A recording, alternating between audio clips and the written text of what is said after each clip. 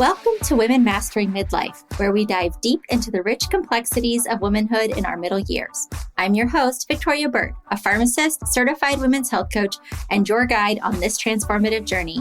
Whether you're navigating perimenopause, thriving in menopause, or mastering midlife's many transitions, this is your weekly dose of expert guidance, compassionate support, and a judgment-free space to explore it all.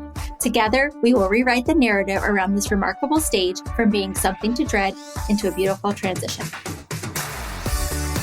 I'm very excited to have on the show today Dr. Sarah Ballantyne. She is the founder of Nutrivore.com and the New York Times bestselling author of Nutrivore, the radical new science for getting the nutrients you need from the food you eat. She creates educational resources to help improve their day-to-day diet and lifestyle choices, empowered and informed by the most current evidence-based scientific research. Dr. Sarah began her career as a science communicator and health educator when she launched her original website in 2011.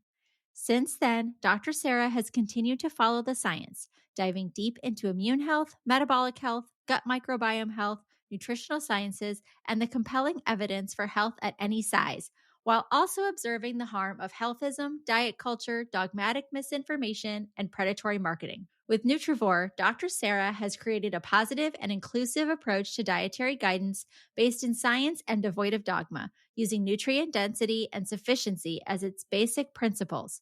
Nourishment, not judgment. So thank you so much for joining me on the podcast today. The minute I saw you on social media, I became obsessed with all things Nutrivore, and I was following you and getting on the webpage, and I thought, this is information that needs to be shared on as many platforms in as many areas as we possibly can. And for midlife women like myself, I think that the information that you provide is so helpful for women to just really create a healthy relationship again with food. So I'm so excited. Today, we're going to talk about how to improve your diet without restriction.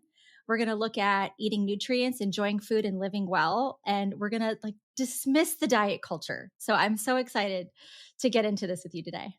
Well, first of all, thank you so much for having me. And I'm very excited about this conversation. I think that as also a midlife woman, we've been so inundated our entire lives by so much diet culture messaging, how we should feel about our own bodies, what we should look like, what we should eat to look that way.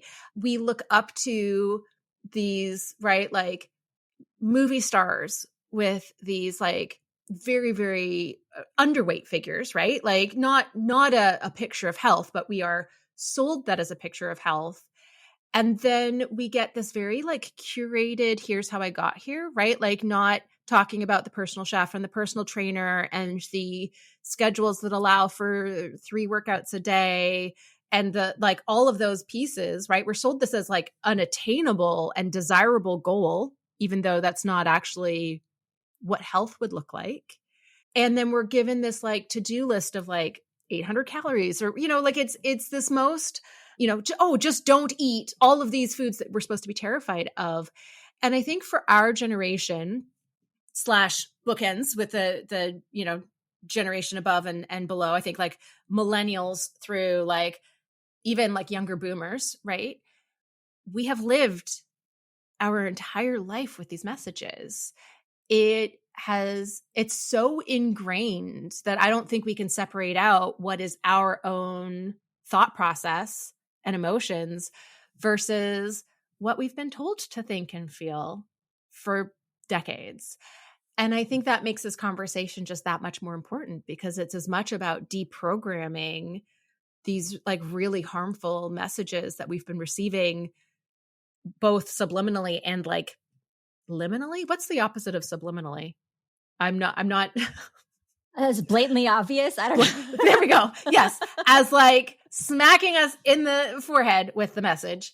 We've been inundated with it our entire lives.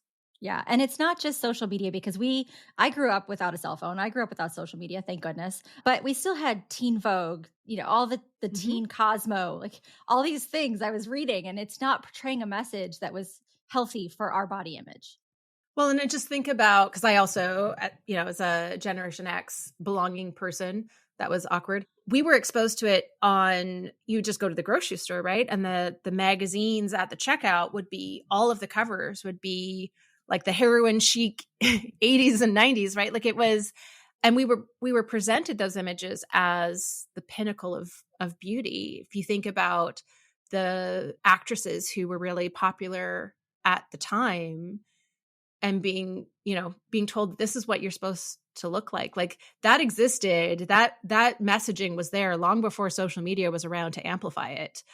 And yeah, like I have a lot of gratitude to having grown up analog. Like I think the social media is a double-edged sword, and the good that it brings, the community that we can find there, the information that we can find, comes at the cost of having to wade through trolls and misinformation. I think it's important to understand that culture existed before the Instagram algorithm was like augmenting it. Oh, yeah. And I think that leads me to my first question, because of that, we as a generation really have been dieting since we were young. And so in your book, you quote an alarming statistic: 35% of normal dieters will progress to pathological dieting, and 20 to 25% of those will develop an eating disorder. So diets are sold to us as healthy eating. How does this happen? It's a multi-billion dollar industry, right? So depending on which valuation you look at, like $137 billion a year to $250 billion a year is the diet and weight loss industry. It is motivated by money, and it is predicated on us, failing, right? So never actually reaching our health goals, and also on us feeling like it's our fault, right? Feeling like it's that I somehow failed, right? Not that the diet failed, but that I failed the diet, right? And so this entire industry is built on those two things. We have to feel crummy about ourselves and want to, alter our physical appearance, focus on weight to the exclusion of health, right? To sacrifice health for weight goals. So we have to be in this really like vulnerable mindset where we don't feel good about ourselves. And we have to, be then we're motivated to buy the next thing. So I think the entire diet industry not only like fosters this psychological challenge of restrictive dieting becoming disordered eating patterns and eventually eating disorders for many people, but I think the industry thrives on it. It's not just that it's like a side effect. It's the whole thing underpinning the whole industry. This industry couldn't exist if we were able to focus on health instead of weight, at least in addition to weight. Like it's okay to have weight loss goals. I don't want to be, I think understanding that you can be healthy at any size is really important, but that doesn't mean that a weight loss goal is somehow bad. But if we can focus on health, at least in addition to weight loss goals, I think that's really important. And I think that if we can do that in a way that's non-restrictive and that allows us to form a healthier relationship with food and our bodies as a side effect of that, then this entire industry crumbles. And I think crumbles in a way that actually protects the next generation from this like on again, off again diet roller coaster that so many of us have been on since we were tweens, right? Like, yeah, I think I went on my first diet when I was 12, and it was a like low calorie, right? It was counting points. It like, that was the era. And I think that in the like necessary precondition to get to a point where we can all be comfortable and happy in our own bodies and be supporting our long-term health, it kind of like it requires recognizing diet culture and the diet and weight loss industry for what it is, which is a very toxic force in our lives. Yeah. So I'm going to get a little personal for a minute and vulnerable. That back at the end of March, I herniated 2 discs in my neck. And so my strength training went out the window, obviously, because I needed to protect I didn't want surgery. I've had spine surgery. I didn't want any more. So I was trying to just give myself time to heal. And in doing that, I wasn't active and gained probably 10 to 15 pounds. And I'm 5'1". So that's a big amount of weight for my stature. And so now that I'm crawling out of that and starting to join, to get back into working out again, I feel this need to lose the weight that I gained. And I'm noticing things in myself, like I am judging food that I'm eating. I was looking at, okay, I need to not eat this, not eat this. Like, let's start thinking about, do I put food back into boxes? What am I doing to try to figure out how to lose this weight? And I think that I had this like light bulb moment of, I'm too old to be doing this to myself again. Yeah. And so why is it important to remove moral judgments of food and adopt a no foods off limit approach? Like, why is this so important? So that we don't slip into that pattern that you find yourself slipping into. So when we moralize foods, when we label a food as this one's good, this one's bad, right? This one's on my yes food list and this one's on my no food list. We take on those moral judgments of ourselves when we eat those foods, right? So if I eat the good food, I'm a good person. When I eat the bad food, I'm a bad person. We also apply those moral judgments to others and we make some big assumptions. You look like you eat bad food, so you must be a bad person, right? That idea propels healthism. It propels the very untrue concept that health is entirely your personal responsibility and completely determined by your diet and lifestyle habits, right? Like that healthism is also dependent on this moralization of foods and therefore ourselves when we eat those foods. But the other thing is when that moralization of foods goes along with restrictive dietary approaches, right? So if I have my list of foods I'm going to eat, and I have my list of foods that I'm going to avoid, I'm going to restrict, I'm going to eliminate, I'm going to cut these out, right? These are my bad foods that I'm not going to eat. And the problem is that brings us back to the psychology. Like what happens, that might be a good diet for our physical health, but that mindset of approaching diet that way makes it a bad diet for our mental health. And what happens is when we restrict foods, when we say, I'm not allowed these foods are the bad foods, that increases food fixation, obsession, cravings. It eventually leads to something called disinhibition, right? Which is that moment where I broke down, I gave in, and I ate the bad food, right? I ate the thing that I was, whatever my rule is, right? Whatever this thing is, I finally break the rule, whether it was I was tired, I was stressed, I was traveling, I was at a birthday party, or my cravings just got so loud, right? That fixation just finally was so big that I couldn't muscle my way through it anymore. And disinhibition, it is that moment where we give in and then we're off the wagon, right? All of our health-related behaviors unravel. And that is the psychology that drives yo-yo dieting, what is scientifically referred to as weight cycling, right? Where we lose weight, gain weight, lose weight, gain weight.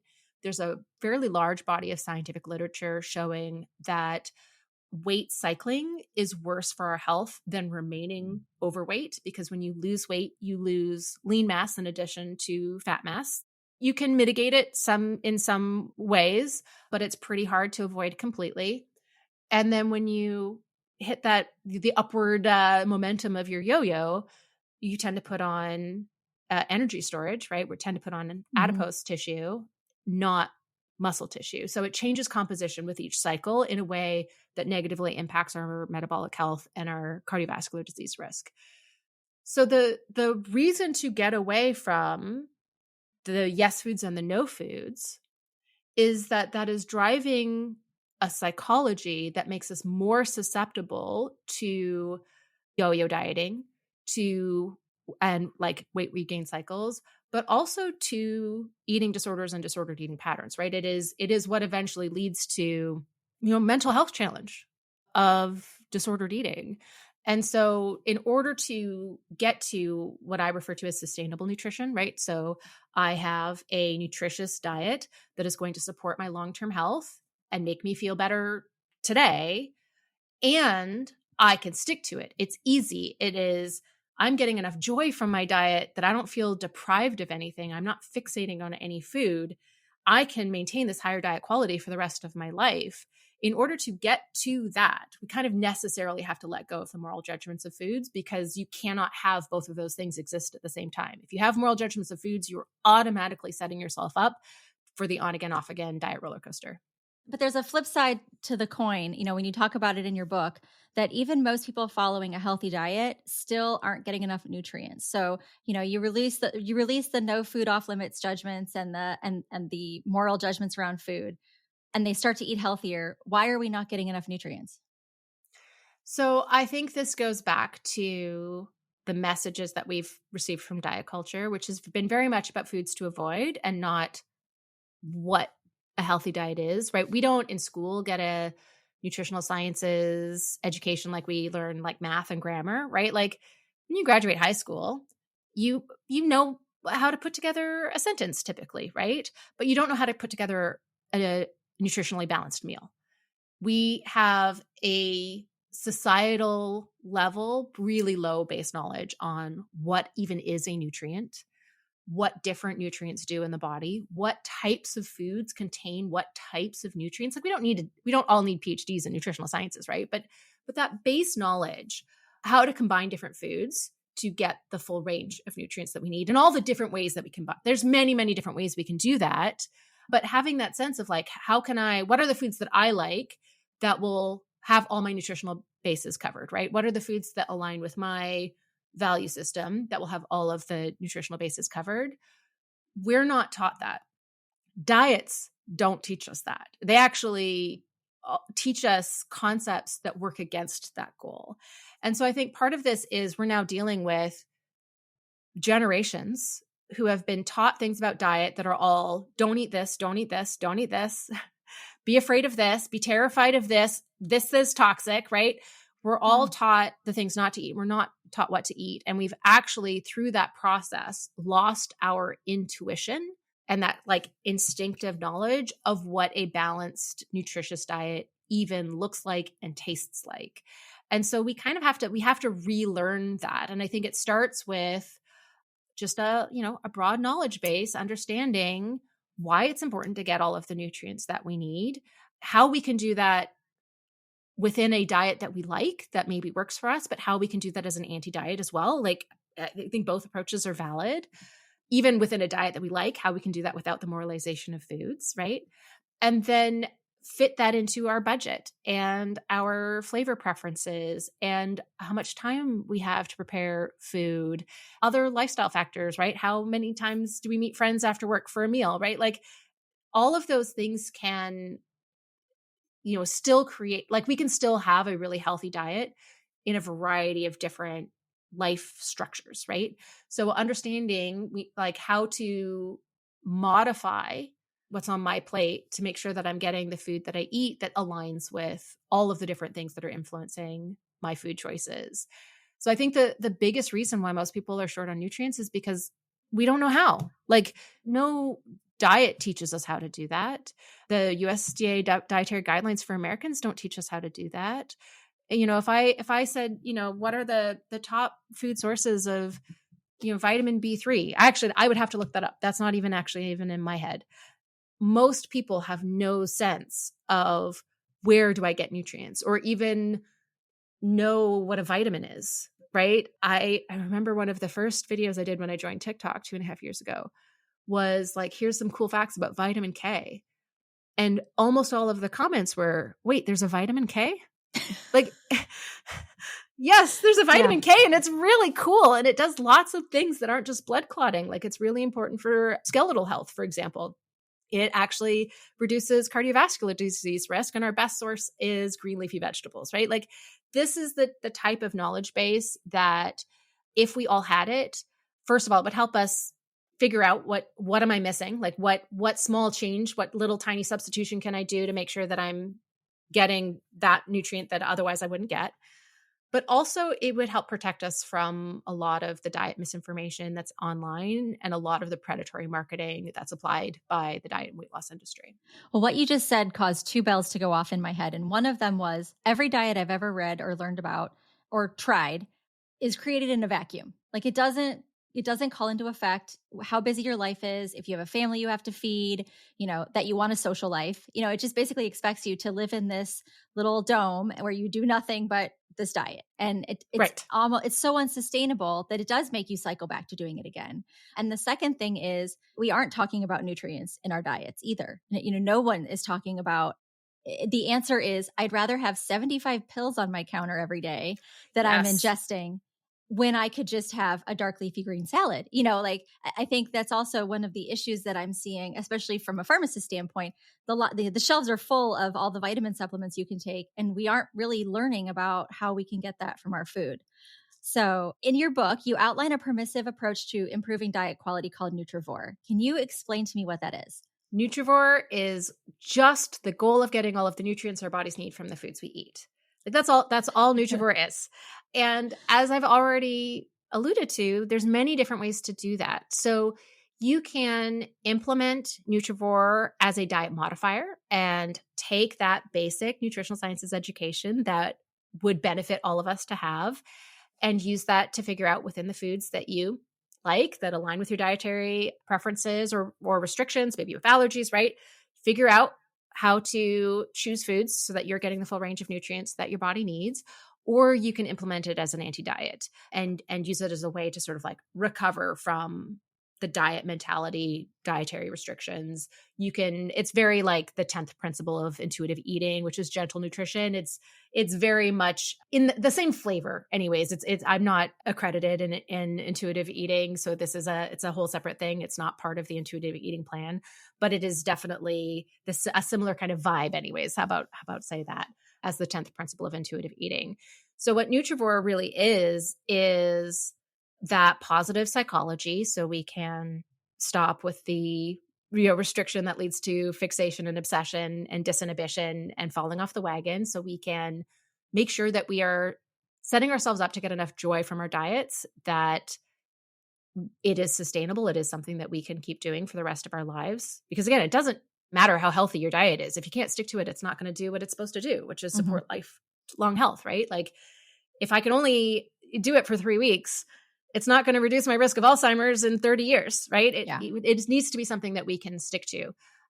And then it's also about, though, understanding what foods are supplying what nutrients and what amounts, and providing some structure. If you are somebody who wants the structure, I have some serving targets of different food groups that sort of expedite the process of getting all of the nutrients that our bodies need. If that is something that works for you, you take it or leave it. That's my case with all of my Nutrivore resources. Like, take what works for you and leave the rest. But it's also just about focusing on the foods that are going to be nutrient dense, supply myself with the nutrition while giving myself permission to also eat the foods that I love, and understanding that relative balance, right? How much of this food I love, and it depends on what actual, like the specifics are here, what percentage we're going to end up with as being an overall still maintaining a health quality diet. But it's sort of about like understanding the nutritional value and health benefits of all foods, and then their relative balance, and then how even foods that don't have nutritional merits or health benefits can still fit into an overall healthy eating pattern. So understanding that sort of balance and how that actually shakes out, again, is sort of going to depend on what your specifics are. Are you gluten-free? Are you allergic to seafood? Do you only have 10 minutes to cook dinner on a busy weeknight, right? Do you need something that you can eat when you run out the door? Are you vegetarian, right? Like all of those things. Do you hate Brussels sprouts, right? Like all of those factors will change exactly what food is on your plate. So I try to provide as much like general guidance as possible so that you can meet that goal of getting all of the nutrients that your body needs in a way that's personalized to you. Are you a woman in your early 40s or beyond feeling overwhelmed by unexpected changes? Stubborn weight gain, sleepless nights, stress, hot flashes, brain fog sound familiar? That was me just a few years ago. I'm here to tell you that you're not alone. Millions of women face these challenges, often feeling dismissed by healthcare providers or lost in a sea of conflicting information. That's exactly where I was before I became a menopause coach. I'd like to introduce to you the Women Mastering Midlife community. We're not just another support group, it's your personal arsenal of advocates, experts, and resources alongside a space to connect with women going through it with you. It's exactly the kind of community I would have loved to have when I was beginning my perimenopause journey. As a founder in our community, you'll save time with curated research-backed solutions, gain personalized support from an experienced pharmacist and menopause coach, connect with women who truly understand your journey, learn to prioritize your health without sacrificing your busy life, join into live conversations twice monthly, or catch them on demand. Don't let midlife symptoms control your story. Join the Women Mastering Midlife community today and rediscover your energy, confidence, and joy. The link to lock in the one-time low founders rate can be found in today's show notes. Don't wait. This enrollment period will end soon, and the lowest membership rate will not be offered again. Sign up and join us today. Your vibrant future is waiting. So, how can we fill in the nutrient gaps while we're embracing a permissive dietary structure? How do we make sure that we hit those gaps? So there's 3 strategies that make this pretty easy without having to get in the weeds of like tracking what I'm eating and evaluating my nutrient intake and then looking up food lists of like what foods have that nutrient and then adding more of those foods, right? There's the like biohacking way to do this, which I think is like a lot of data. We don't have to do that. We can start with mostly whole food. I would say like 80% whole and minimally processed foods is a really great target. So that is more cooking at home generally. It doesn't have to be like a ton of time. It can be really simple. It can be a rotisserie chicken and a bag salad. Like it doesn't have to be really labor intense or budget intense. But more whole foods, canned foods are fine, frozen foods are fine, right? Like there's still convenience within that statement. Eating more fruits and vegetables. So ideally about half of our meals would be fruits and vegetables. At least 80% of our meals, right? Like, so eating more fruits and vegetables, those fill in a lot of nutritional gaps. And then like more important than those 2 things is diversity, eating a wide variety of foods. There's this is a really fascinating field of research that shows that the more diverse our diets, meaning the more different foods we eat, the healthier on average we are. And various sort of like evaluations have basically identified like, why is that? Why is a diverse diet so good for our health? It's because dietary diversity can be used as a proxy for diet quality. So the more different foods you eat, the less likely it is that you're going to have a nutrient shortfall because you're going to get a wider variety of nutrients from that wider variety of foods. It also means you're less likely to exceed the acceptable daily intake level of any potentially problematic additives or contaminants because you're getting that wide variety of foods. So you're not going to overdo any nutrient. There are like a wide variety of nutrients do have like what's called a tolerable upper limit. So it's basically a maximum amount that we want to get. Because if you go much above that maximum, you're going to potentially hit chronic toxicity. So these are the nutrients that if we get too much of, we have kind of a hard time processing the extra and getting rid of it. Then there's lots of nutrients where you can get infinity of that nutrient and your body will just, not infinity, but you can get huge amounts of that nutrient. Your body just goes, pee out the extra. No big deal, right? Yeah.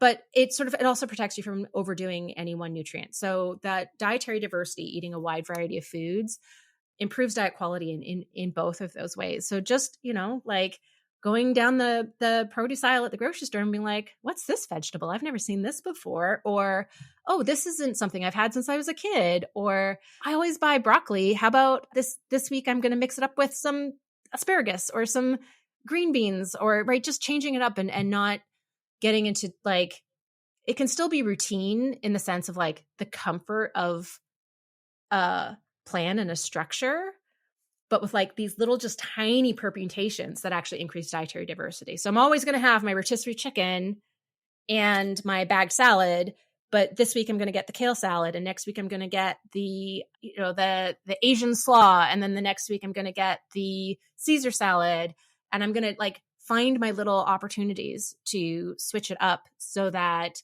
I'm actually eating that wider variety of foods.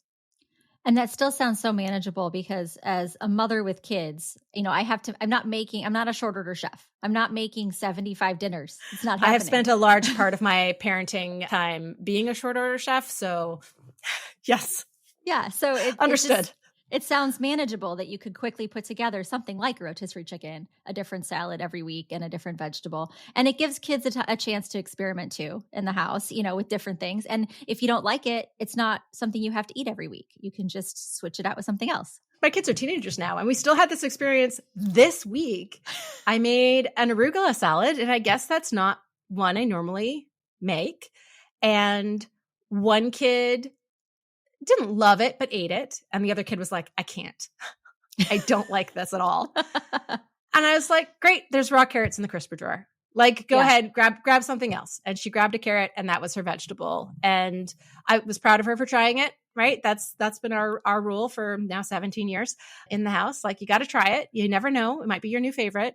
And next time I make it, because I probably will, because I thought it was great, you still have to try it again, because familiarity is a part of developing food preference. But yeah, if that's not your thing, I don't have to do it. You go do it. You go grab the carrots. Like, it's something else easy. Yeah, that's so manageable. I know my husband, he has learned not to say that he doesn't like something, and he'll never say like, oh, that was terrible, because I cooked for him. So obviously, but right. It's like, that wasn't necessarily my favorite thing that you've made before, but it wasn't terrible. It's usually what I get on something that, he's not a fan. So that's typically something I might throw in again if I'm craving it, but it kind of goes off the radar a little bit for a while. But one of the things you talked about was fruit. Like, yes. You said the word fruit. I did. Women in midlife can eat fruit. Yes. And not only that, I'm gonna use the S word, should eat fruit. So here's what's so important to know about fruit. So there's these huge, huge studies that pool together. They're called meta-analyses. They pool together data from a whole pile of other studies that give them a big enough data set. We're talking like millions of study participants. They give them a big enough data set to do what's called a dose response, right? So like, how much of this food to eat for this health effect? And what they show is that eating fruit, so fruit, first of all, is actually, there's a few health outcomes for which like fruit is the best thing. So like, it's the best at lowering your blood pressure compared to like vegetables or whole grains, right? It is one of the best foods for metabolic health. So like fiber from fruit is a little bit better than fiber from vegetables or fiber from whole grains or total fiber, right? So like, there's a few health outcomes for which fruit is actually the king food that we want to be incorporating. Most of the time, vegetables beat out fruit, but there are a few times where fruit beats out vegetables. And when you look at something like all-cause mortality, which is a general indicator of health and longevity, it's a way that scientific studies can measure whether or not something is good or bad for us overall, because it incorporates things like cardiovascular disease and cancer and Alzheimer's disease and mental health, because it incorporates things like accidental death. It also measures lifespan because it incorporates death from old age, right? So it's this just very general way to go, is this good or bad, right?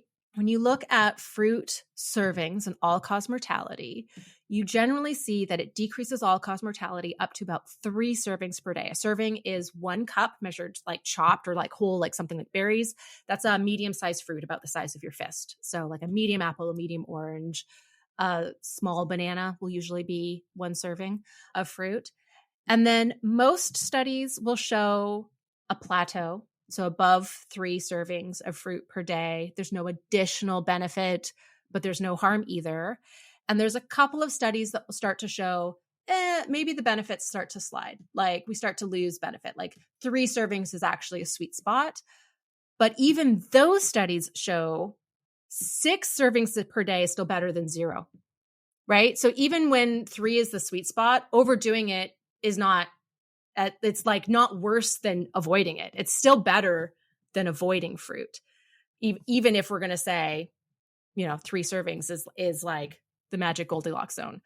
So these studies are showing us reduced risk of cancer, reduced risk of cardiovascular disease, reduced risk of type 2 diabetes, reduced risk of Alzheimer's disease, like all of the things that suddenly feel much closer once you hit midlife, right? Like suddenly feel much more relevant and like, I really don't want those.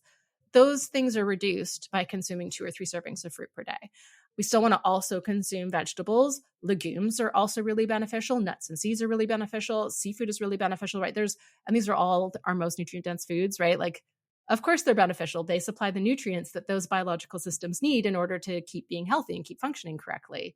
But yeah, it's actually completely wrong that we need to be avoiding the sugar from fruit. Fruit improves metabolic health. We want to be consuming ideally whole fruit, but even juice up to basically like a glass per day also still lowers disease risk. So even juice, thanks to vitamins and phytonutrients, is still improving your health, but it's definitely better to have the whole fruit. Okay, ladies. So all those women that I've talked to that felt guilty in the summer because they overdid the fruit cart, or they went to the farmer's market and all the beautiful, delicious, ripe fruit was in season. And they would tell me, oh, I just went crazy over the fruit. It's okay. It's good. Oh, yeah. Well, and here's the thing. It's like overdoing food is just like a human thing. Do you know what I mean? Like there's some really interesting studies showing that when we're stressed, we are drawn to more energy dense foods, and that can actually, in the short term at least, protect us from some of the negative effects of stress. Like there's an actual instinct there that is like drawing us to food as a coping mechanism. Like that's a hardwired thing. It doesn't mean that you're like weak or undisciplined or anything like that. That is like there's some interesting, like probably evolutionary background for why we've developed that instinct. And so in the summer, when you can like fulfill that like need to like eat a little bit too much with like peaches or cherries or watermelon or, something like that, like that's amazing. You're eating something that's going to supply you with tons of nutrition, and you still get that like psychological effect of, potentially a little bit of a stress response of eating too much, but you ate too much of a really healthy food. Like that is the best of all worlds. Like, yeah, don't feel guilty. That could have been a very different food. Yeah. Don't like, you ate something good for you. It's great. Yeah. You didn't eat a family-sized bag of potato chips in a half a day. Like you ate fruit. Half a day feels like a pretty long period of time, actually. Not speaking from experience. Yeah. So it sounds like it's a very permissive, all-inclusive opportunity for women to get the foods that they need and eat and still enjoy them. But what if someone really needs a formula for how to eat? What if they struggle to stay on track and they want structure? Is Nutrivore a place for them to find that? Absolutely. I got you. So I have something called the Nutrivore Weekly Serving Matrix, which incorporates something called the Nutrivore Meal Map. So the Nutrivore Meal Map is a formula for how to craft a nutrient-dense balanced meal. So I'll just share it because why not? So it's basically a quarter of the plate being a protein food, a quarter of your plate being a starchy food, and the remaining half being fruits and vegetables, and ideally a variety of fruits and vegetables. You could also save fruit for like dessert and snacks and just have vegetables in your meal. That's like another like way to do this. And then the Nutrivore Weekly Serving Matrix gives you very specific serving targets for daily servings of fruits and vegetables, and then weekly servings from specific vegetable and fruit families, as well as legumes, nuts and seeds, and seafood. And I have you can get this as part of my book. So it's like the culmination, like in chapter 11 in my book is the Nutrivore Weekly Serving Matrix. So it's right there. And there's actually a QR code you can scan, and I'll email you a 1-page version. And it's like a little checklist to just keep track. You've got a serving size guide. So it's like rough visual estimates, like a serving of fruit being roughly the size of your fist. So, because we don't need to be measuring. We're not obsessing to the level of measuring here. So it gives you that rough serving guide, and then like check boxes to check so that you can make sure you're getting your servings. And following the weekly serving matrix will get you 100% or more of your essential nutrients in 50 to 75% of your caloric needs. So it also gives you a lot of wiggle room to round out with whatever your favorite foods are. So it is a really like tried and true formula. A lot of math went into that to make it that just easy and intuitive. Understand, like it helps us build that intuition of what a nutrient-dense balanced meal looks like, but a formula that basically you can use to make sure you're getting all of the nutrition without having to do the biohacking math of like tracking everything in an app. And then if you don't want the book, you could get the book at the library and still use the QR code to get the free download. So that's like one way to do it. But I also have a digital version on my website. So you can find that at nutrivore.com/shop. So if you want a digital version with a lot of information about like what goes into each part of it and some like food lists, so you know exactly what to count where, there's a digital version on my site as well. So you talked about chapter 11, but let's talk about the whole book. So tell me about Nutrivore.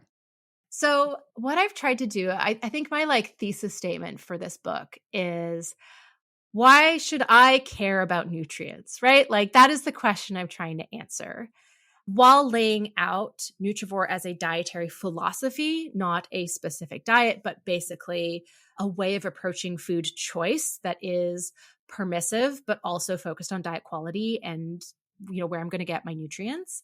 And then also making nutrients feel very personal. So the first part of the book is kind of laying out the big structure of what Nutrivore is and kind of talking about those big overall eating patterns, as well as the psychology of this approach and how that can benefit our health. The second part of the book is, okay, how about you as a person? Like, what are you worried about? What are you challenged with? And I do 27 examinations of a specific link between one nutrient and one health problem, and how that nutrient, like, or not getting enough of that nutrient increases risk of that problem, and how getting more of that nutrient either decreases incidence or lowers symptomology. Sometimes we get some reversal, kind of depends on exactly what the situation is, but like how that works. And then where can we get that nutrient? I'm not trying to get us to overly focus on like, I get migraine headaches, therefore I need magnesium, right? Like I'm not trying to get us to like overly focus on just one nutrient, but rather build a case for why we all want to focus on all nutrients. But it does also give us a little bit of extra focus to personalize our diets even more, right? So if I've got some specific health things going on, I can say, well, look, like these health things are all related to not enough magnesium, potassium, and calcium. I'm going to work on those 3 minerals. And then in one of the appendices, I actually have a table that includes all of the nutrients linked with 120 different health conditions and symptoms. So you can round out, you can say, okay, well, I have migraines. I've read this whole thing about how not getting enough magnesium increases migraine frequency and severity. Now I'm going to go to the appendix and see all of the nutrients that are involved in migraines. And then I have a more like focused list on like all of the things that I'm going to make sure I'm getting enough of from my diet. And then the third part of the book is the practical, like how, okay, now I care about nutrients. I understand how they're going to improve my life specifically and address my specific health concerns. Now, how do I actually do this? So it's very much like what nutrients are in what food groups, how much of those foods to eat, how do we do this on a budget? And then there's a whole chapter focused on busting myths, because a lot of the misinformation that we are learning from other diets that's very prevalent online is holding us back from actually making some of these choices, right? So if you've heard that spinach is going to cause all of your health problems, you might not want to add spinach to your diet. So now I need to have a section in chapter 10 about why, no, it's fine. Spinach is great. Like you're going to be fine. So chapter 10 is about alleviating fears. And then I wrap up with 12 mix and match style recipes. So very much how I cook every day, and very much about giving you a formula for a delicious meal that can either use what you happen to have in the home right now. So you basically like, you'll have a few lists and you can pick 1 or 2 from each of these lists and then put them together following the instructions. So you can either use it to just like, what do I have? What can I make?